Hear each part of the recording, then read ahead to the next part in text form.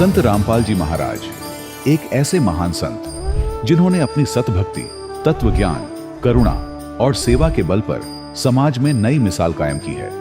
संत रामपाल जी महाराज की अगुवाई में उनके सभी सतलोक आश्रमों से समाज कल्याण के अद्भुत कार्यों ने समाज को सुनहरे भविष्य की एक नई उम्मीद दिखाई है। संत रामपाल जी महाराज से नाम दीक्षा लेने के बाद लाखों लोगों की लाइलाज बीमारियां जैसे कैंसर, एड्स आदि ठीक हुई। संत जी के ज्ञान से प्रेरित होकर उनके अनुयायियों ने लाखों यूनिट रक्तदान किया। संत जी ने लाखों बहन बेटियों का दहेज मुक्त विवाह करवाया।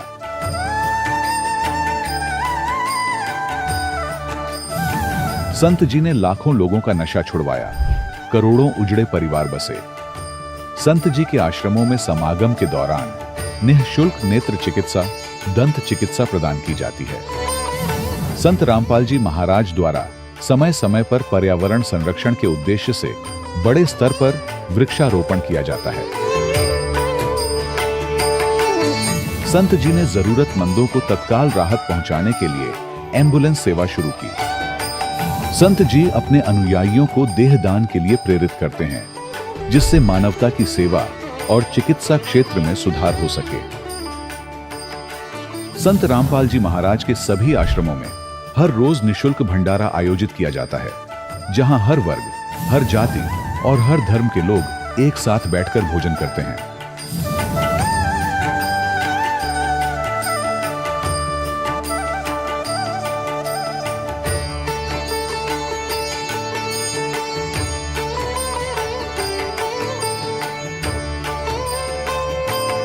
संत रामपाल जी महाराज के आश्रम में हजारों बुजुर्गों को सम्मान और प्यार के साथ जीवन जीने का अवसर मिलता है। उनके खाने, रहने और स्वास्थ्य की पूरी जिम्मेदारी संत रामपाल जी महाराज उठाते हैं। अनाथ बच्चों के लिए संत रामपाल जी महाराज के सभी आश्रम किसी वरदान से कम नहीं। यहाँ उन्हें शिक्षा, संस्कार और भविष्य के लिए बेहतर अवसर प्रदान किए जाते हैं। चाहे बाढ़ हो, भूकंप या महामारी, संत रामपाल जी महाराज और उनके अनुयायी हमेशा ही जरूरतमंदों के लिए सबसे आगे खड़े रहते हैं। कोविड महामारी के दौरान संत रामपाल जी महाराज के आश्रमों से करोड़ों लोगों के लिए भोजन, दवाइयां और जीवन रक्षक सामग्रियां उपलब्ध कराई गई। चाहे गरीब की मदद हो या किसी शोषित और पीड़ित वर्ग के हक और सम्मान की लड़ाई, संत रामपाल जी महाराज ने हमेशा ही उनकी दबी आवाज को सरकारों तक पहुंचाया है और उन्हें उचित न्याय दिलवाने में अहम भूमिका अदा की है। समाज में आध्यात्मिक और सामाजिक मूल्यों के प्रति जागरूकता लाने में संत रामपाल जी महाराज हर कदम पर मानवता के सच्चे सेवक साबित हुए हैं। संत रामपाल जी महाराज का जीवन हमें सिखाता है कि सच्ची सेवा वही है जो निस्वार्थ भाव से की जाए। आइए हम भी इस महान सेवा के कार्य में इस महान संत से जुड़ें और संत रामपाल जी महाराज से नाम दीक्षा लेकर अपने जीवन को धन्य बनाएं।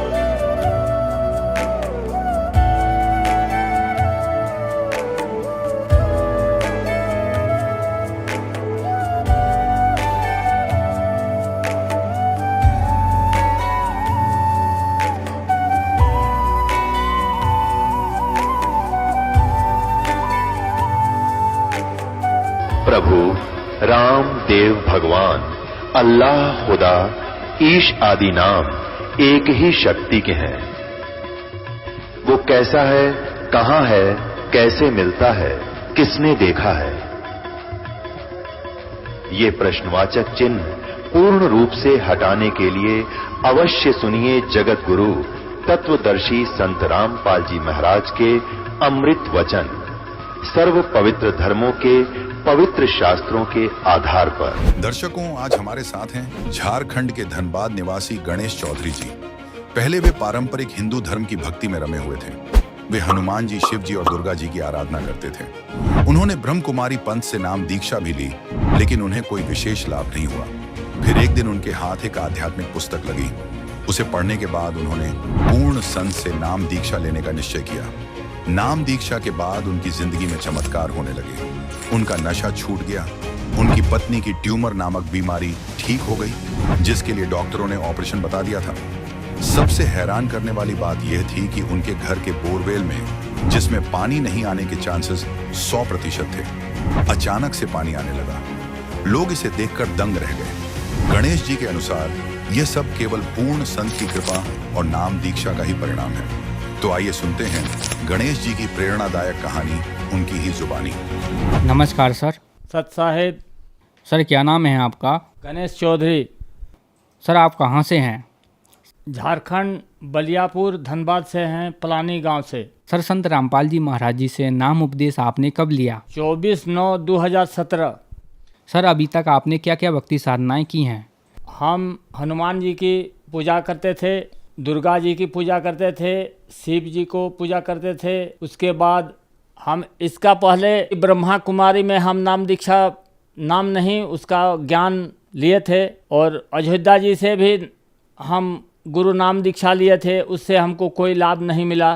कबीर पंथी में भी गए तो वहाँ कबीर पंथी लोग गांजा पीते हैं, उससे भी हमको मन नहीं लगा कि। और ऐसे गुरुजी का झरिया में हम ड्राम लेने गए थे तो एक भगत ने गीता तेरा ज्ञान अमृत पुस्तक हमको दिया, जिससे हमको ज्ञान प्राप्त होने के बाद हमको संत रामपाल जी महाराज जी से नाम दीक्षा लेके अभी हम ठीक हैं। सर आपने बताया कि आप बहुत ज़्यादा नशा करते थे, तो क्या संत रामपाल जी महाराज जी से नाम उपदेश लेने के बाद आपका नशा छूटा? हाँ भाई जी, जिस दिन नाम दीक्षा हम कोडरमा में लिए संत रामपाल जी महाराज जी से, तो हम खैनी का पुड़िया हम साथ में लेके आए थे, लेकिन यहाँ नाम दीक्षा लेते ही मेरा खैनी अपने आप छूट गया। और अभी तक हम उस खैनी का जो बनाता है उसके पास नज़दीक भी नहीं जाते हैं। हम नशा गांजा भी पीते थे, खैनी भी खाते थे, मेरा बिल्कुल छूट गया भाई जी। सर संत रामपाल जी महाराज जी से नाम उपदेश लेने के बाद क्या आपको कोई लाभ भी मिले? संत रामपाल जी महाराज जी से नाम दीक्षा लेने के बाद मेरा वाइफ का स्तन ट्यूमर था, वो ठीक हो गया। डॉक्टर ने बताया था कि ये ट्यूमर को ऑपरेशन करना पड़ेगा। बिना ऑपरेशन से अभी वाइफ नाम दीक्षा ले ली है, वो बिल्कुल ठीक है। उसके बाद हम अभी बोरिंग का अर्ज किए थे गुरुजी से। वो पूरे गांव का लोग बोलता था यहाँ पर पानी नहीं मिलेगा, लेकिन इतना सुंदर पानी मिला गुरुजी के दया से, जो सब गांव लोग आश्चर्यचकित रह गए कि इसका इतना सुंदर पानी कैसे मिल गया। तो हम वहाँ पर बोले थे कि जिस गुरु के हम भक्ति करते हैं, इसके यहाँ कोई चीज़ का कमी नहीं है, ये सब मिल सकता है यहाँ। तो वो लोग अभी आश्चर्यचकित हैं, पूरा गांव के लोग। 1984 से मेरे गांजा का बहुत गांजा पीते थे और माथा में इसका चढ़ गया था। डॉक्टर ने बताया कि आपको ज़िंदगी भर दवा खाना पड़ेगा, लेकिन गुरुजी से नाम दीक्षा लेने के बाद ये सब नशा हमारा छूट गए और अभी मैं बिल्कुल ठीक हूँ। सर संत रामपाल जी महाराज जी से नाम उपदेश लेने के बाद आपको बहुत सारे लाभ प्राप्त हुए, तो सर संत रामपाल जी महाराज जी से नाम उपदेश कैसे ले सकते हैं? अभी संत रामपाल जी से महाराज जी से नाम दीक्षा लेने का बहुत टीवी में चैनल चलते हैं, उसके नीचे पीली पिट्टी चलती है। पीली पिट्टी से जो नंबर है उससे आप नामदान सेंटर का पता करके आप नाम दीक्षा ले सकते हैं। धन्यवाद सर। सत साहेब। दर्शकों, अभी आपने सुने संत रामपाल जी महाराज से दीक्षा प्राप्त करके सुखी हुए भक्त के अनुभव। अब देखिए जगत गुरु तत्वदर्शी संत रामपाल जी महाराज के मंगल प्रवचन। जो दास फिर आपको जो भी ज्ञान दे, आप एक अच्छे विद्यार्थी की तरह निरसंशय होकर सुनो, श्रद्धा से सुनो, ब्लाइंड फेथ करके सुनो। पुण्यात्माओं, श्रद्धालु हमेशा अपने गुरुजी के वचन पर अंधविश्वास करता है और वही सफल होता है। लेकिन इस गुण का इन नकली गुरुओं ने दुरुपयोग कर लिया। जितने भी आप देखते हो ये संत और इनके पास गए हुए डिवोटी कितने समर्पित हैं, वो गुरुजी जो भी ज्ञान बताते हैं शिरोधार्य होता है। उनके विषय में कोई कहता है जैसे तत्व ज्ञान के आधार से हमारे भक्त उन अन्य संतों के शिष्यों को बताते हैं कि आपकी साधना ठीक नहीं, आपके गुरुजी के पास मोक्ष मार्ग नहीं, तो वो बहुत दुखी हो जाते हैं और कहते हैं आप मेरे गुरुजी के बारे में कुछ ना बोलो।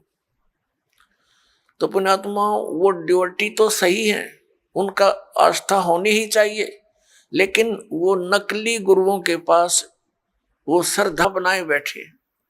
अब जैसे आम के पौधे को बीज कर यदि कोई ये आस्था लगाए बैठा है कि मैं आम खाऊंगा, इसके आम लगेंगे बड़ा होकर, तो वो बिल्कुल सही है, उसका बिल्कुल सही उद्देश्य है और ठीक उसकी क्रिया है। और यदि बबूल का पेड़ पौधा बो करके और वो ये कहता है कि ये बड़ा होगा, इसके आम लगेंगे, और उसको कोई जानकार व्यक्ति ये सलाह देता है कि ये आम का पौधा नहीं है, इसको आम नहीं लग सकते, और वो ये कहे कि तू मेरी भक्ति मार्ग को यानी मेरे पौधे को गलत मत बता, तो वो उसकी एक तो श्रद्धा है, जिस व्यक्ति ने उसको आम का पौधा बता करके बबूल दे रखा है, वो पूरा विश्वास किए बैठा है उस नकली आदमी पर। तो उस व्यक्ति को चाहिए कि इस व्यक्ति ने मेरे पौधे को ये बबूल क्यों बताया, उसकी फिर पूरा निरीक्षण करना चाहिए, तब उसकी सिंचाई करे, ना तो बबूल बोने का क्या यूज। तो जैसे भी किसी को ये शंका उत्पन्न करता है कोई कि भी आपका भक्ति मार्ग ठीक नहीं, तो उससे पूरा पूछे, अच्छी तरह निरीक्षण करे और फिर इन सदग्रंथों से मेल करे, क्योंकि किसी के लोक वेद से यानी कहने सुनने मात्र से अपने पद से डगमग होना ठीक नहीं। अपने आत्मा ये दास आपको जो ज्ञान देता है ये शास्त्र अनुकूल है। पवित्र श्रीमद् भगवत गीता, पवित्र चारों वेद और पवित्र पुराण, ये एक पवित्र हिंदू धर्म के श्रद्धालुओं के लिए शिरोधार्य है। शिरोधार्य का अर्थ होता है इनमें जो लिखा है वो सत्य है, और इससे बाहर कोई बताता वो असत्य है। असत्य डुप्लीकेट और सत्य ओरिजिनल। तो ओरिजिनल वस्तु से लाभ होगा, डुप्लीकेट से नहीं होगा। श्रीमद् भगवत गीता अध्याय नंबर 16 के श्लोक 23-24 में स्पष्ट किया है कि अर्जुन, शास्त्र विधि को त्याग कर जो मनमाना आचरण करते हैं उनको न तो कोई सुख प्राप्त होता है, न उनकी गति होती है, और न ही कोई सिद्धि को प्राप्त होते हैं, अर्थात यूजलेस। तो फिर फायदा क्या उस भक्ति के करने का। तो गीता अध्याय नंबर 16 के श्लोक नंबर 24 में तुरंत कहा कि इससे तेरे लिए अर्जुन कर्तव्य और अकर्तव्य की व्यवस्था में, यानी कौन सी भक्ति करनी चाहिए और कौन सी ना करनी चाहिए, सदग्रंथ ही प्रमाण है, उनको आधार मानना। सदग्रंथों के विपरीत कोई ज्ञान देता है उसको स्वीकार मत करना, वो गुरु ठीक नहीं। भावार्थ ये है इस पवित्र सदग्रंथ के इस श्लोकों का। तो पुण्यात्माओं, ऐसे तो आपको भी कोई कह सकता है कि आपके गुरु जी का ज्ञान ठीक नहीं, तो उसे प्रमाण लीजिए और फिर अपने प्रमाण दीजिए, और फिर भी आपको कोई भिन्नता लगे तो बेशक किसी को स्वीकार कर लीजिए। लेकिन दास ये दावे के साथ कहता है कि इस विश्व के अंदर इस दास के अतिरिक्त न तो तत्व ज्ञान है और न ही भक्ति का कोई मंत्र समाधान है। सबके पास यूजलेस मंत्र है, मोक्षदायक नहीं है, वो सब झूठे और गलत मंत्र है, शास्त्र विरुद्ध ज्ञान है। ये ढोल के डंके पर कहता है। और ऐसा है तो प्रमाण दे कोई हमारे सामने आए। हमने अध्यात्म ज्ञान चर्चा का एक प्रोग्राम चलाया, उसमें सामने आए और अपना पक्ष प्रस्तुत करे।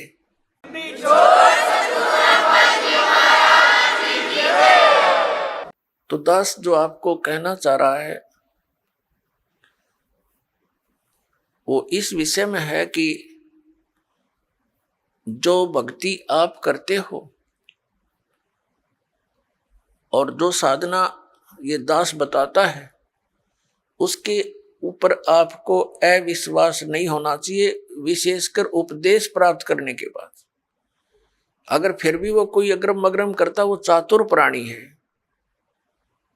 उसने 1 2 4 20 हजार 2000 को मूर्ख बना रखा होगा, वो गुरु पद प्राप्त कर चुका है, उन औरों को अभी उलझाना ही चाहता है। अन्यथा इतने प्रमाण देखकर तो मूढ़मती भी इंसान समझ जाता है कि यह संत क्या बताना चाहता है। तो कहने का दास का तात्पर्य ये है कि जब आप उपदेशी हो जाओ, उसके बाद आप दास के वचन सुनो और उनको फाइनल मानो। उपदेश लेने से पहले आप पूरी तर्क वितर्क करो, अपने माइंड से एक दूसरे के साथ करो कि ये कैसे लिखा है, ये ऐसे लिखा, फिर प्रमाण देखो।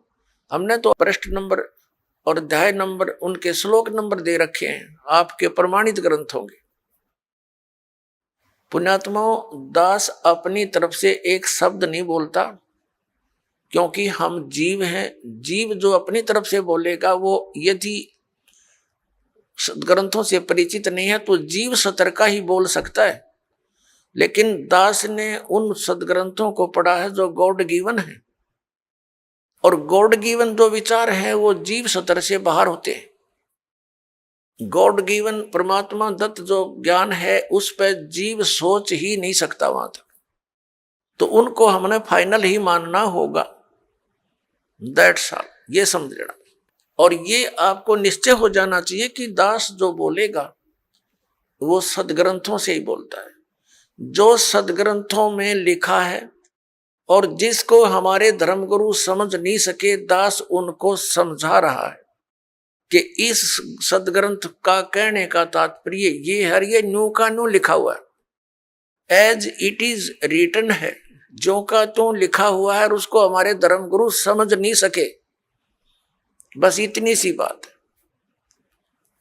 अब धर्मगुरु कौन होता है? जो धार्मिकता और सदग्रंथों का ज्ञान दे, और जो सदग्रंथों के विपरीत ज्ञान देता है और आपस में लड़ा के मारता है, वो ना धर्म गुरु है, ना उसके धार्मिकता आसपास है, वो तो एक राक्षस व्यक्ति है।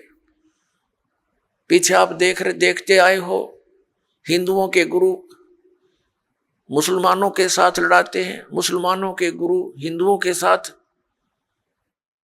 लड़ाई करवाते हैं अपने उल्लू सीधा करने के लिए, और वो हमें मूर्ख बनाते रहे।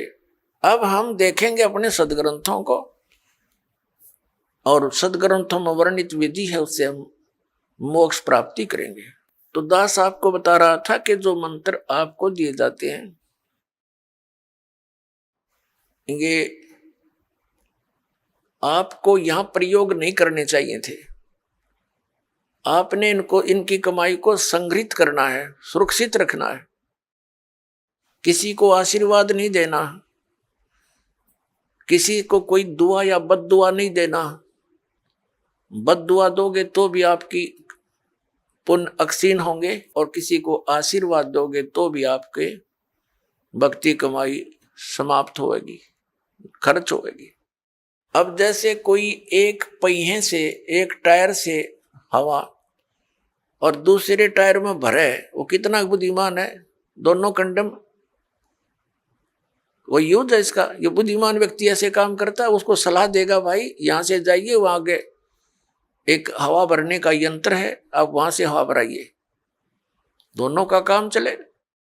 तो इस प्रकार हम अगर आशीर्वाद दे देते हैं तो हमारी पूंजी नष्ट हो जाती है, भक्ति।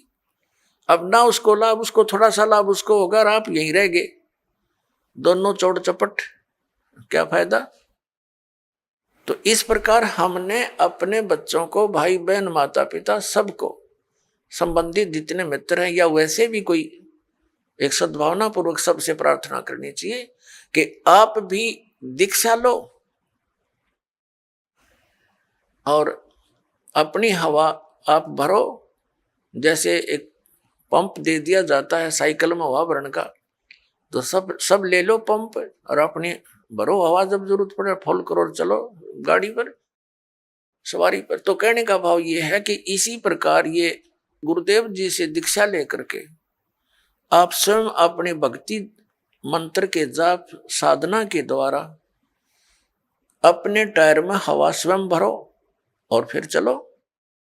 तो इस प्रकार आप जी ने अब ना किसी को आशीर्वाद देना है ना किसी को दुआ देनी है, दोनों में हमें हानि है।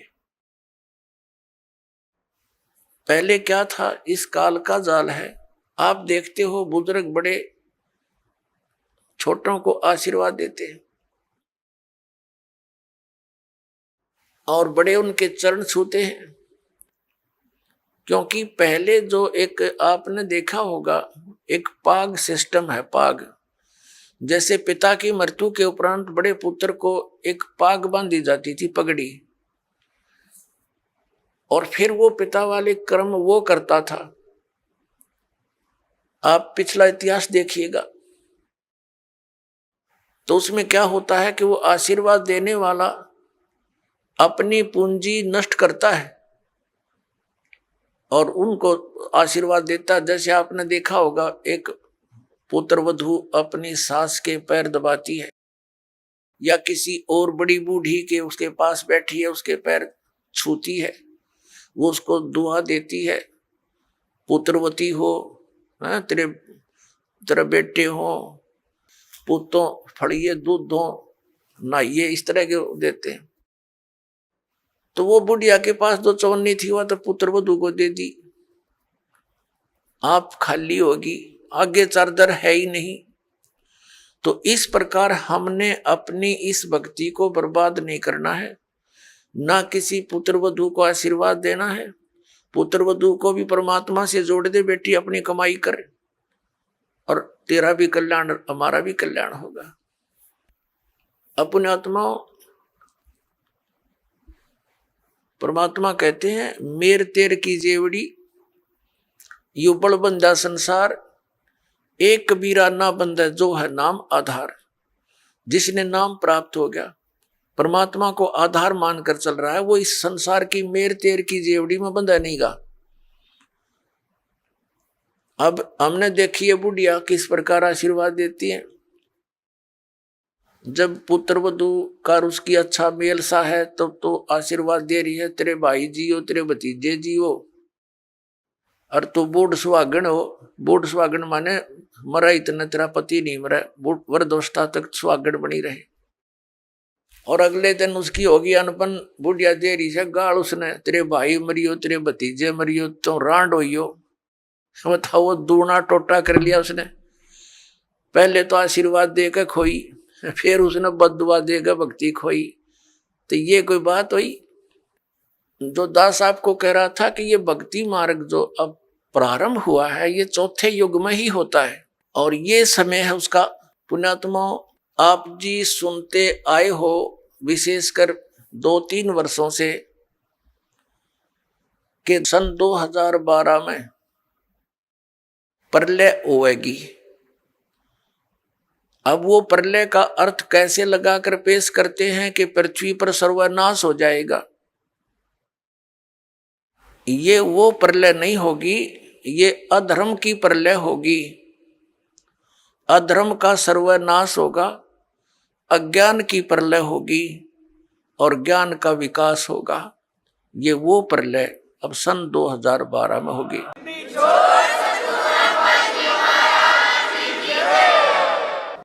श्रीमद् भगवत गीता अध्याय नंबर 4 के श्लोक नंबर 7 में कहा है, यदा यदा ही धर्मस्य ग्लानि भवति भारत।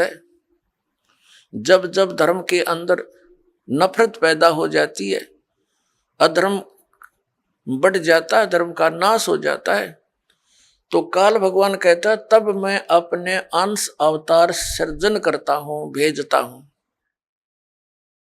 अपने आत्माओं, आप जी को दास बार बार बताता है हम काल के लोक में रह रहे हैं, सरपुरुष के लोक में। और गीता जी का ज्ञान ये काल भगवान यानी ब्रह्म श्री कृष्ण जी में प्रवेश करके बोल रहा है। ये कहता है कि जब अधर्म बढ़ जाता है और धर्म की हानि होने लगती है तो मैं अपने अंश अवतार भेजता हूं, जैसे श्री राम श्री कृष्ण रूप में, श्री परशुराम रूप में, और वो अधर्म का नाश करते हैं। और दूसरे परमात्मा कौन है? जो हमारे लिंक में है, जिनसे हम संबंधित हैं। यहाँ तो हम इसलिए से संबंधित हैं क्योंकि हम इस काल के ब्रह्म के लोक में रह रहे हैं और हमारा मूल मालिक परम अक्षर ब्रह्म है। वह हमने जाना, उसके लिए हम प्रयत्न करें। तो ये काल के जो अवतार होते हैं, ब्रह्म के अवतार कैसे अधर्म का नाश करते हैं? जैसे महाभारत करवाया किसने? श्री कृष्ण जी में प्रवेश करके इस काल भगवान ने, श्री कृष्ण युद्ध नहीं करवाना चाह रहे थे, वो तो 3 बार शांति दूत बनकर गए थे और उन्होंने यहां तक प्रतिज्ञा कर ली थी कि मैं युद्ध भी नहीं करूंगा, हथियार नहीं उठाऊंगा। तो ये काल है, ये कराता है। तो उस समय कहते हैं अधर्म बढ़ गया था और उस अधर्म का नाश उसने कैसे करवाया? महाभारत का युद्ध करवा के उसमें धर्मे भी मर गए, अधर्मे भी मर गए। और फिर एक और समस्या पैदा होगी रोजी और रोटी की, बहनें विधवा होगी, बच्चे अनाथ हो गए। वो अधर्म कहाँ बढ़ा? वो तो अशांति और फैलगी और उन बहन बेटी जो विधवा होगी थी उनके साथ अन्य लोगों ने बदतमीजियां की, उनकी इज्जत के दुश्मन बन गए। ये खाक अधर्म का नाश किया उन्होंने। अब जैसे परशुराम जी ने अक्षत्रियों को मार डाला क्योंकि वो सब निर्दयी, अत्याचारी, अन्यायी हो गए थे और यही स्थिति पुण्यात्माओं अधिकतर अब हो चुकी है। राजनेता अपने स्वार्थवशी कार्य करते हैं, अधिकतर ये अधिकारी गण भी अपने स्वार्थवश कार्य करते हैं, वो न्याय और धर्म को नहीं देखते। लेकिन परशुराम ने उनका कैसे, जो अधर्म फैला रहे थे उसका नाश कैसे किया?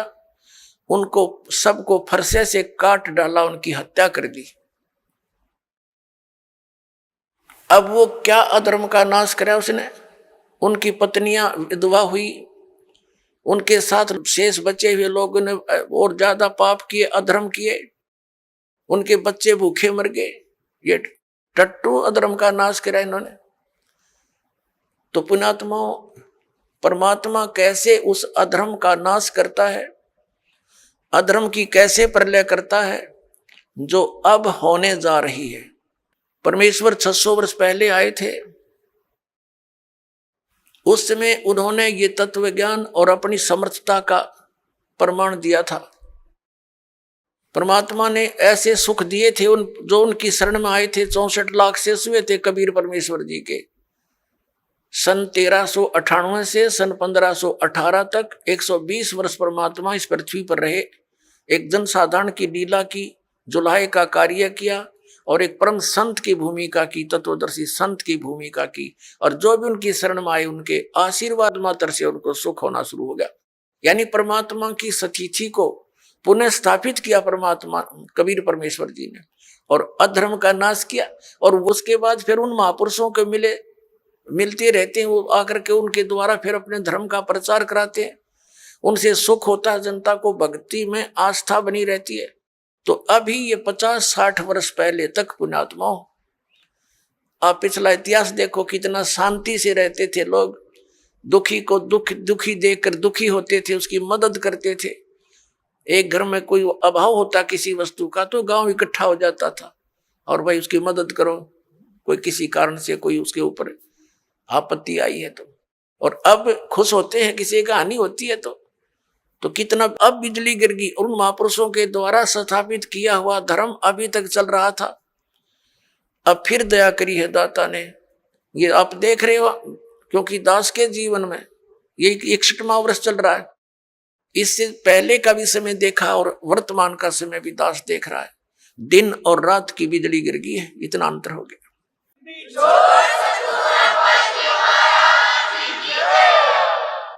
अब परमात्मा अपने भी वो अंश अवतार भेजता है।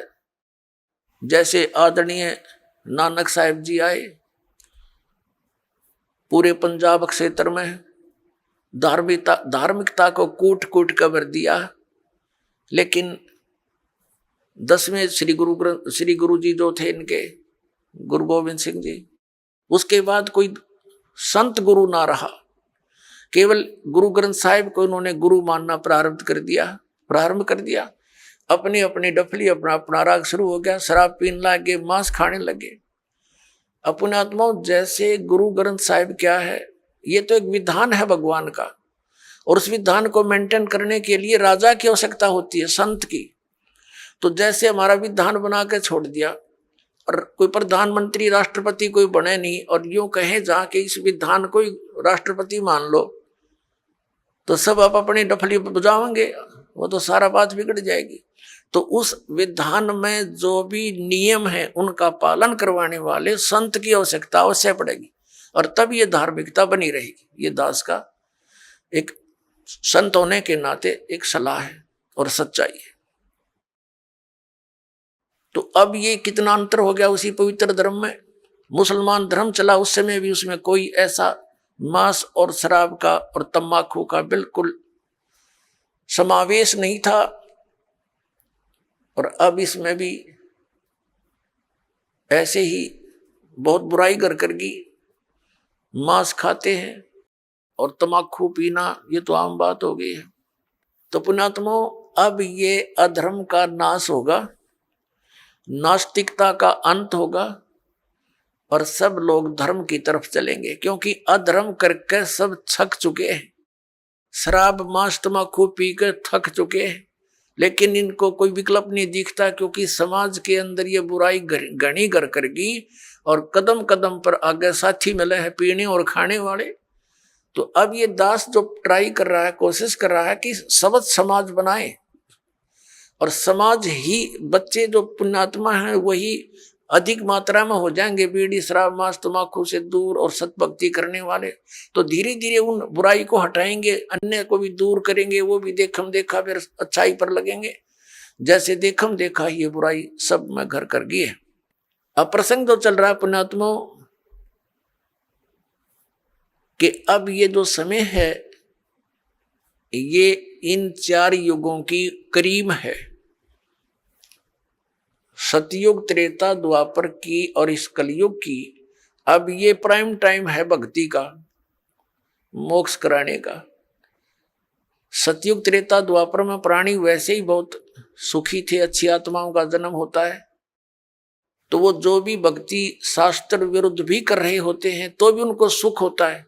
तो वो ये समझ बैठते हैं कि जो साधनाएं हम कर रहे हैं इन्हीं से हमें लाभ हो रहा। जैसे ये दास पहले भगवान श्री कृष्ण, भगवान विष्णु, भगवान शंकर जी, बाबा श्याम जी, हनुमान जी, और भी जो भी देवी देवता हमारे पवित्र धर्म में हमें पूज्य बता रखे थे, सबकी पूजा करते थे।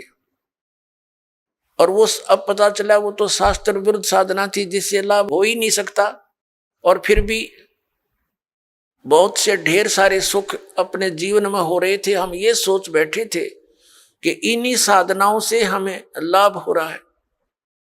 अब पता चला कि उन्हीं पूजाओं को करने वाले हमारे पड़ोस में, गांव में, उनके सर्वनाश हो गए। कभी बुद्धि नहीं गई कि ये भी वही पूजा करते हैं और इनका कति नाश हो गया, और हमें कैसे लाभ मिल रहा है।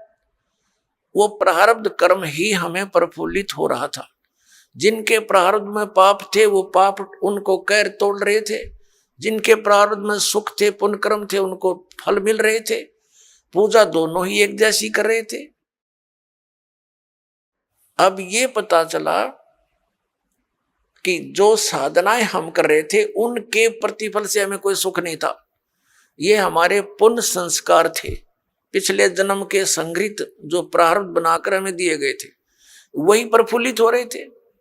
और एक ऐसे भी देखे हमने जो राम नाम का आसपास भी नहीं, गुट्टी लावें, सारा दिन बकवाद करें, ताश खेल रहे, कोई राम नाम का जिक्र करे, उसका मजाक करें, और उनके ठाठ हैं, उनकी गाड़ियां चलती हैं, ट्रक चलते हैं, और वो कुछ भी ना कर रहे।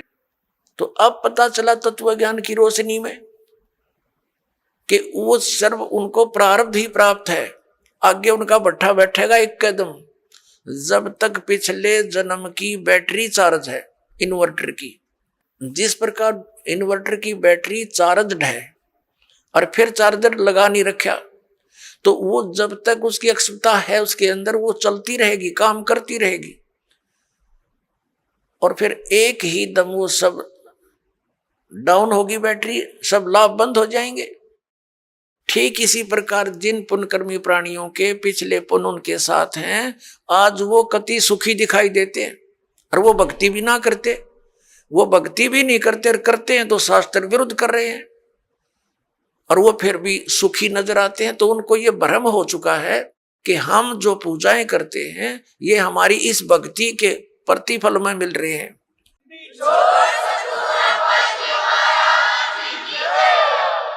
तो ये उनकी भूल है।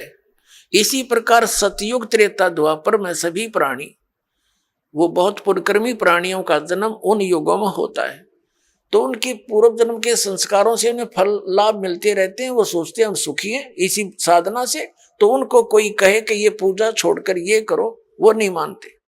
दूसरा कारण उस समय क्या रहा कि उस समय शिक्षा नहीं थी। शिक्षा के अधिकारी केवल एक ब्राह्मण वर्ण के व्यक्ति होते थे, वही पढ़ते थे, वही अपने बच्चों को शिक्षा देते थे आध्यात्मिक ज्ञान की। संस्कृत के पढ़ने का किसी को अलाउड नहीं करते थे। वैसे पाठशालाओं में पढ़ा जरूर जाता था, लेकिन अध्यात्म मार्ग का ज्ञान उनको नहीं दिया जाता था, ना उनको अधिकार होता था सदग्रंथों को पढ़ने का। जैसा भी वो बताते थे उसी आधार से वो केवल क्रिया ही करते थे। गुरुजी ने जो मार्गदर्शन किया उसी तरह वो क्रियाएं करते रहे। और दूसरा ये था कि उस समय एक वेदों को ही आधार मानकर ज्ञान दिया जाता था, अन्य कोई शास्त्र या कोई विचार कोई व्यक्त नहीं करता था। कोई शास्त्र सदग्रंथ अन्य नहीं था वेदों के अतिरिक्त, तो उनको कोई शंका संशय नहीं था। और उनको जो मार्ग बताया जाता था वेदों अनुसार ओम नाम का जाप ही ऋषि लोग दिया करते थे, और कोई अन्य मंत्र नहीं देते थे। जैसे ये ओम नमः भागवते, ओम नमः शिवाय आदि ये मंत्र नहीं जाप करते थे, वो तो बाद में करने लगे हैं लोग। तो केवल ओम नाम का जाप और 500 यज्ञ ये ऋषि जन करते और करवाते थे।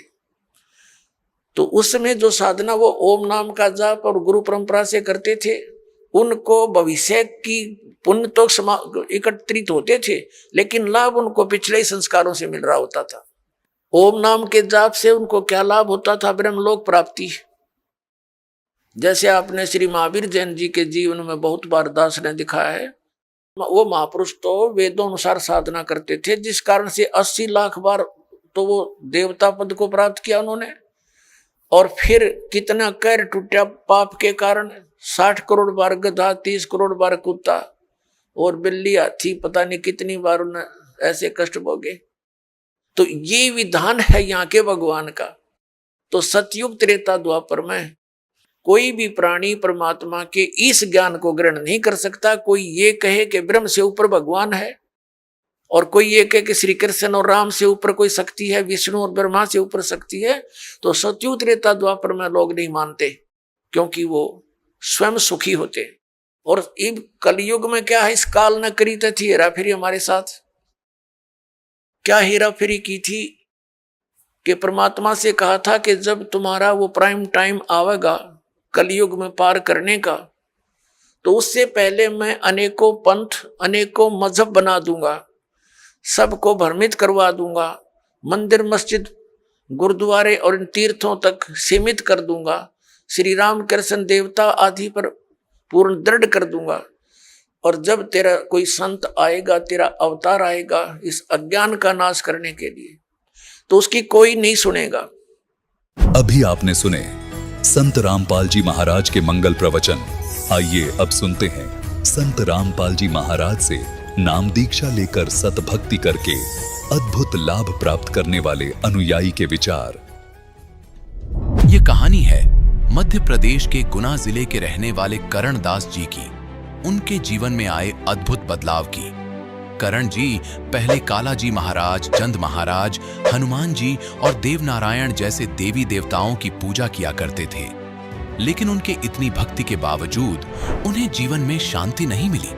उनकी हालत इतनी बिगड़ गई कि उनके मुंह में असाध्य रोग यानी कैंसर हो गया। करण जी ने भारत के सभी प्रमुख अस्पतालों में इलाज कराया, जिनमें दिल्ली का एम्स, मुंबई का टाटा मेमोरियल और जयपुर का महात्मा गांधी मेडिकल कॉलेज शामिल थे। लाखों रुपए खर्च करने के बावजूद उनकी बीमारी ठीक नहीं हो पाई। डॉक्टरों ने उन्हें बता दिया कि यह कैंसर ठीक नहीं हो सकता, और वे निराश होकर घर बैठ गए। जीवन से निराश होकर करण जी ने आत्महत्या का प्रयास भी किया, लेकिन एक आंतरिक प्रेरणा ने उन्हें रोक दिया। इस बीच संत रामपाल जी महाराज के भक्त सुजन दास जी ने करण जी को संत रामपाल जी महाराज के सत्संग में जाने की सलाह दी।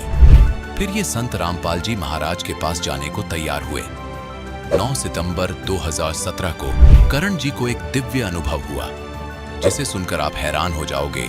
इन्होंने सपने में देखा कि संत रामपाल जी महाराज और परमेश्वर कबीर जी इन्हें सतलोक आश्रम ले जा रहे हैं और इनका इलाज कर रहे हैं। इस अनुभव के बाद करण जी ने संत रामपाल जी महाराज से नाम दीक्षा ली और उनके बताए अनुसार भक्ति करने लगे।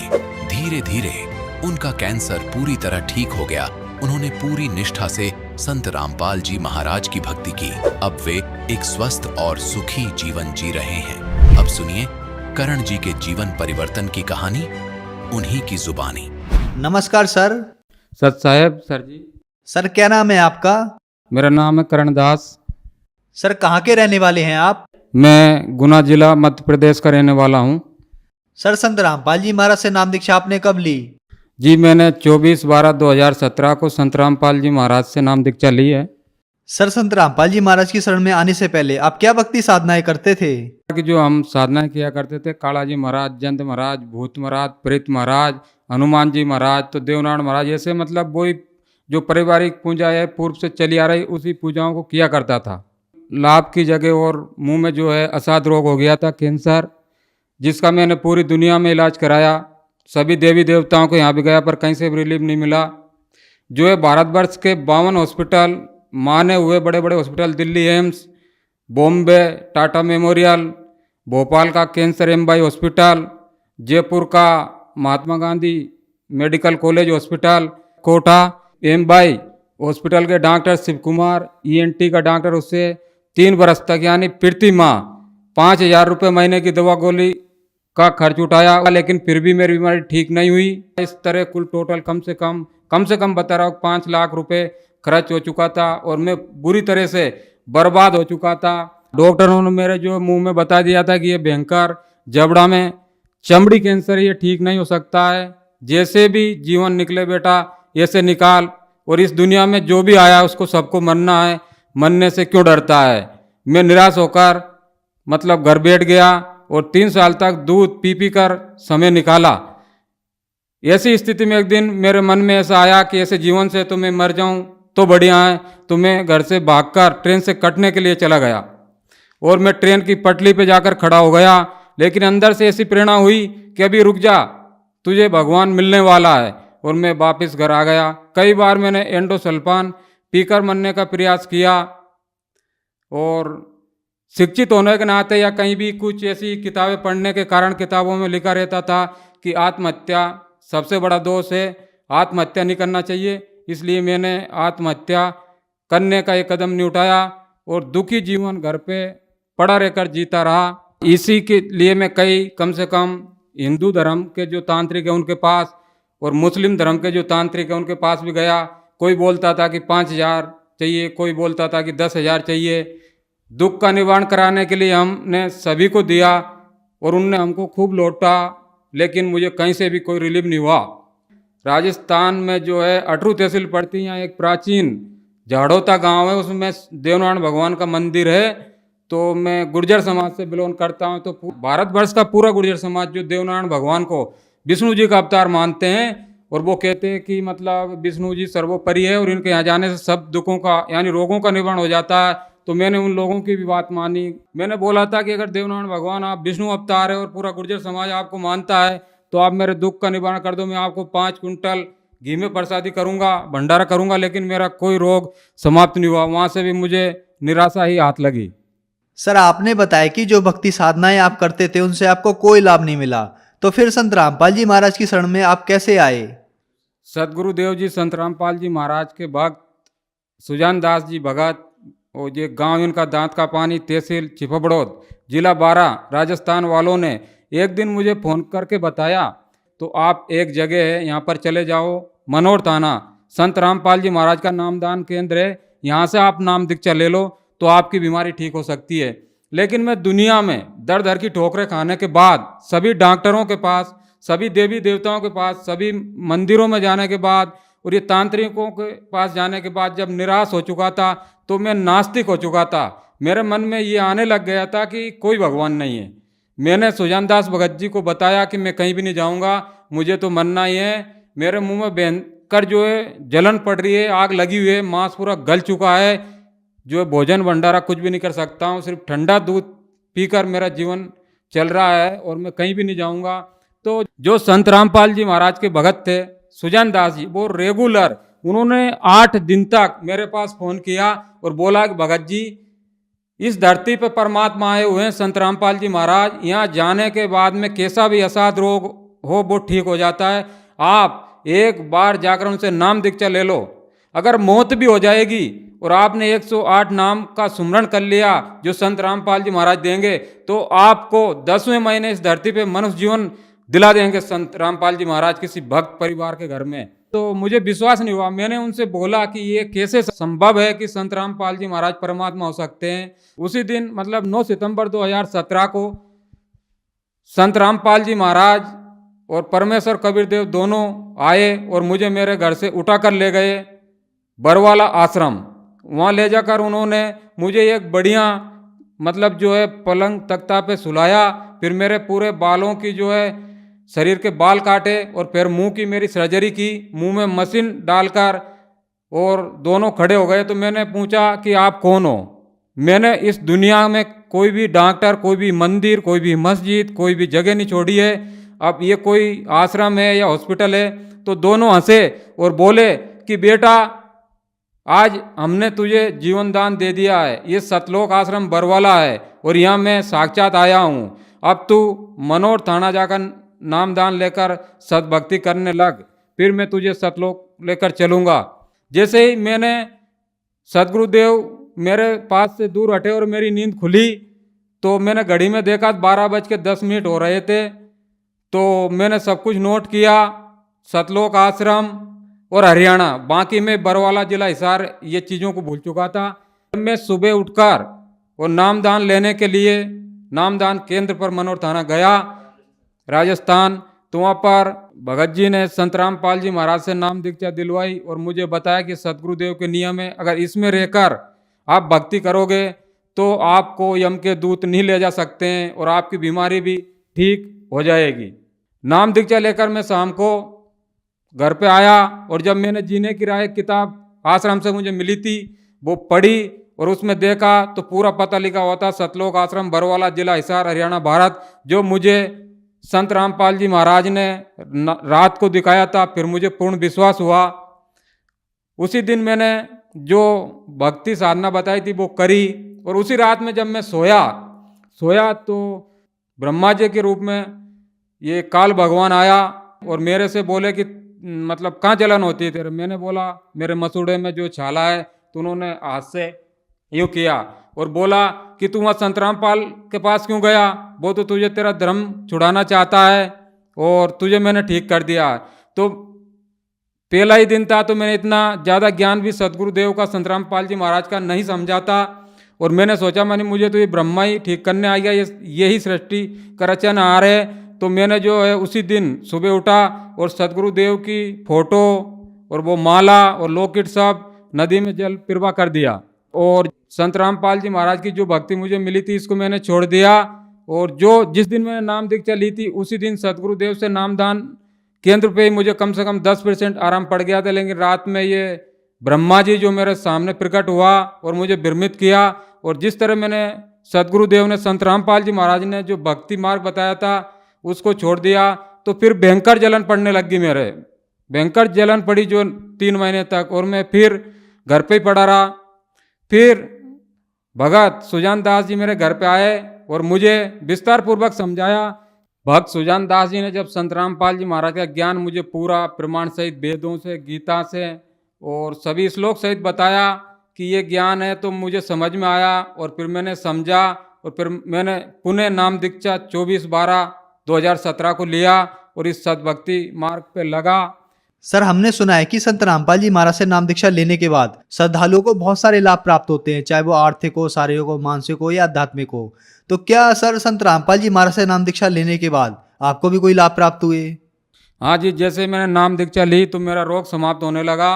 और जब मैं कैंसर से बहुत पीड़ित था तो मैं पूरे देश में सभी हॉस्पिटलों में गया, सभी देवी देवताओं पे गया, और कम से कम मेरे 5 लाख रुपए खर्च हो चुके थे। मेरी आर्थिक स्थिति बहुत कमज़ोर हो चुकी थी और मैं आत्महत्या करने के लिए कई बार मैंने प्रयास किया, लेकिन शिक्षित होने की वजह से इतना ज्ञान था कि आत्महत्या सबसे बड़ा दोष है, इसलिए मैं आत्महत्या नहीं कर पाया। और जब मैंने सदगुरुदेव जी से नाम दीक्षा लिया तो मेरा कैंसर का रोग भी ठीक हुआ और मेरे ऊपर जो 5 लाख रुपए खर्च था वो भी समाप्त हुआ। और जो मैं 4-5 साल से मैं खाना नहीं खा पाता था, सिर्फ दूध भी पीता था 100 या 200 ग्राम सुबह या शाम, लेकिन सदगुरुदेव संत रामपाल जी महाराज से नाम दीक्षा लेने के बाद सदगुरुदेव जी ने ऐसे दया करी कि जिस दिन मैंने नाम दीक्षा ली उसी दिन 5 साल से यानी रोटी नहीं खाई थी, लेकिन उसी दिन मैंने 4-5 रोटी खाई और मेरा जलन का रोग समाप्त होने लगा। संत रामपाल जी महाराज से नाम दीक्षा लेने के बाद मेरा कैंसर का रोग बिल्कुल ठीक हो गया, मैं बिल्कुल स्वस्थ हो गया।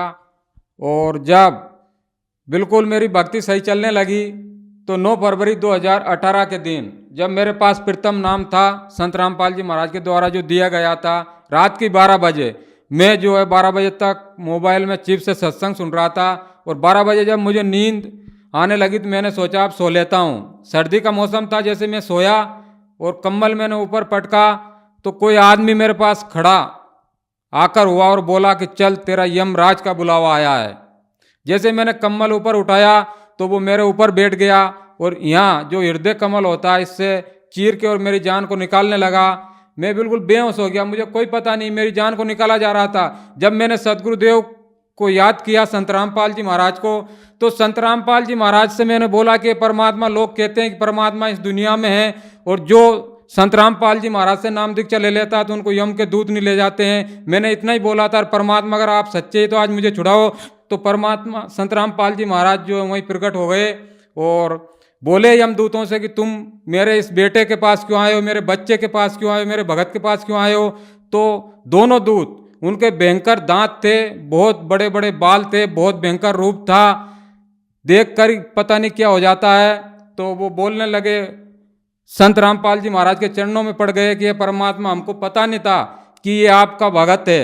हमसे तो यमराज ने बोला था कि उसको लेकर आना, उसके श्वास खत्म हो चुके हैं। संत रामपाल जी महाराज ने बोला कि यमराज से बोल देना मैंने इस बच्चे की उम्र को बढ़ा दिया है, अब इस बच्चे के श्वासों को मैंने बढ़ा दिया है और अब मैं इस बच्चे को सद्भक्ति करा के सतलोक लेकर जाऊंगा और अगर आप परेशान किया तो मैं आप लोगों को बहुत दंडित करूंगा। तो दोनों हाथ जोड़कर बोले कि परमात्मा, हमारी क्या औकात है कि हम आपके भगत को ले जा सकते हैं।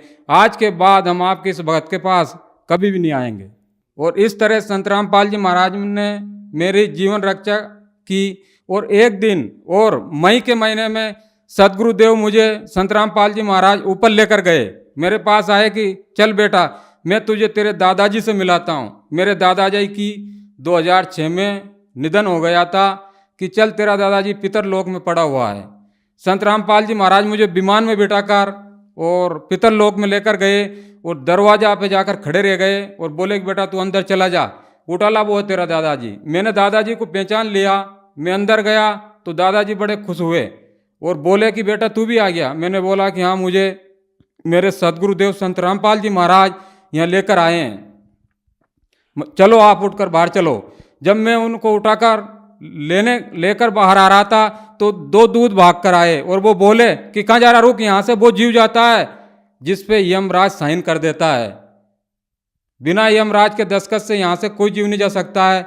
तो एक दूत फिर भगा, एक इतनी बड़ी लाल डायरी लेकर आया खाता बाई जैसी और बोला कि इसका रिकॉर्ड देखते हैं। रिकॉर्ड देखा तो यमराज के उस पर साइन कंप्लीट थे। उसने बोला ले जा भाई, इसके साइन है, तेरे दादा को तू ले जा।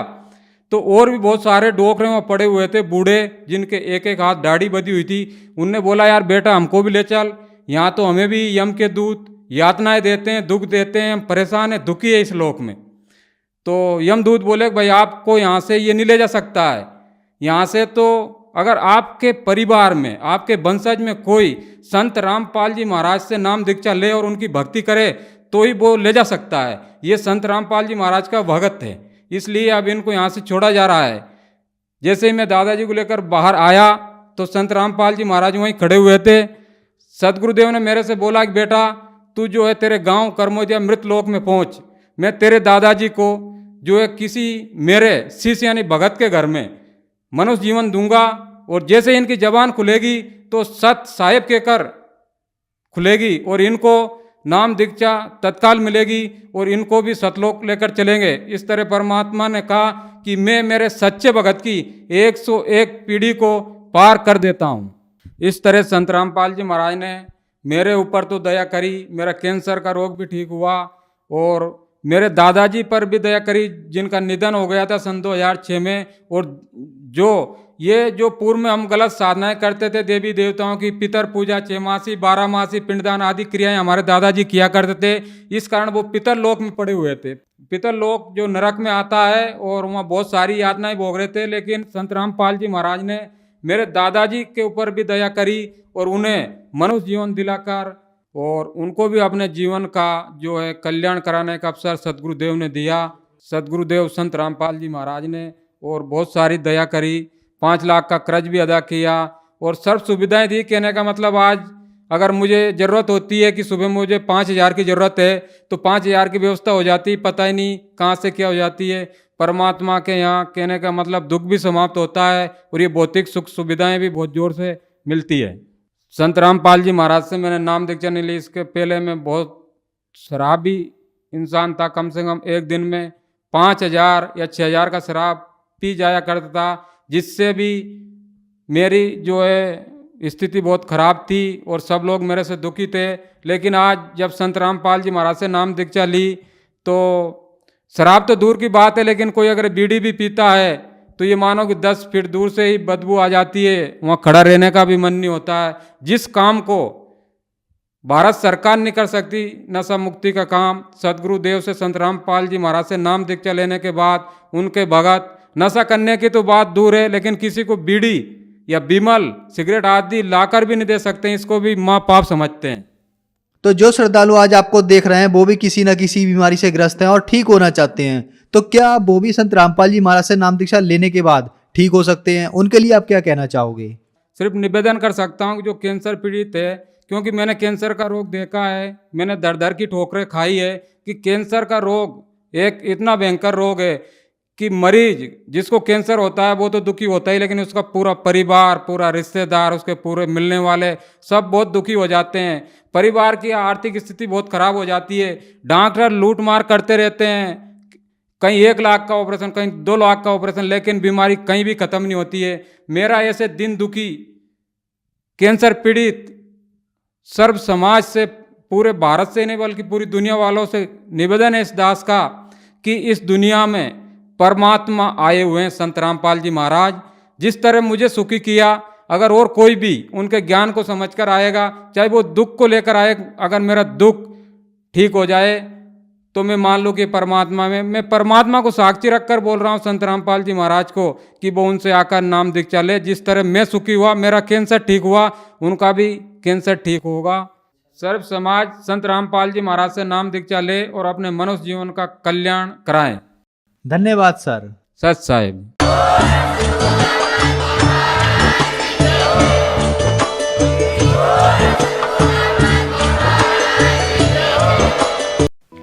आप सुन रहे थे जगत गुरु तत्वदर्शी संत रामपाल जी महाराज के मंगल प्रवचन।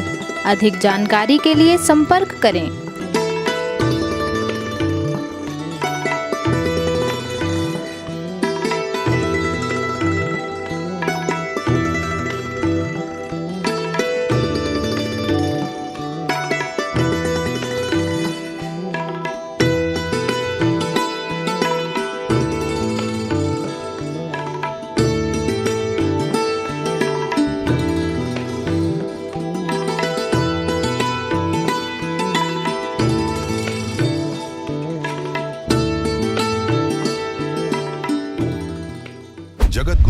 तत्वदर्शी संत रामपाल जी महाराज जी के पावन सानिध्य में भक्ति की अलख जगाने तथा श्रद्धालुओं को सत्य भक्ति मार्ग का रास्ता दिखाने हेतु कनाडा के लोकप्रिय channel the TV NRI channel पर जगत गुरु तत्वदर्शी संत रामपाल जी महाराज जी के मंगल प्रवचनों का प्रसारण प्रतिदिन सुबह 7:30 बजे से 8:30 बजे तक तथा रात्रि 7:30 बजे से 8:30 बजे तक किया जा रहा है। इस सत्य भक्ति मार्ग को अपनाने के लिए अधिक से अधिक सत्संग प्रसारण देखें। इस सत्संग प्रवचन का सीधा प्रसारण संत रामपाल जी महाराज लाइव सत्संग YouTube चैनल और जगत गुरु संत रामपाल जी महाराज Facebook पेज पर भी देख सकते हैं।